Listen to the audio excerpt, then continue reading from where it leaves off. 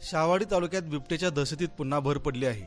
सरुड येथे वन कर्मचारी जखमी झाल्याची घटना ताजी असतानाच आता अकुर्ळे गावातील वाघवाडी वस्तीत बिबट्याने घरामागे बांधलेल्या घोड्यावर हल्ला करून त्याला ठार केल्याची धक्कादायक घटना समोर आली आहे।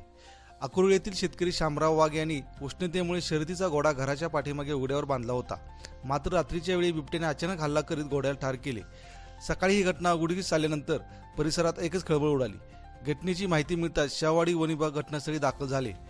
वन अधिकारी उज्ज्वला मगदूम यांच्या मार्गदर्शनाखाली वन विभाग आणि जलद कृती दलाने घटनास्थळाची पाहणी करून पंचनामा केला। घोड्यावरील जखमांच्या खुणावरून हा हल्ला बिबट्यानेच केल्याचे प्रथमदर्शी स्पष्ट झाल्याचे वन विभागाने सांगितले। दरम्यान बिबट्याचा मागोवा घेण्यासाठी परिसरात ट्रॅप कॅमेरे लावण्यात आले असून गस्त वाढवण्यात आली आहे। तसेच नागरिकांनी रात्रीच्या वेळी घराबाहेर पडू नये असे आवाहन वन विभागाकडून करण्यात आले आहे।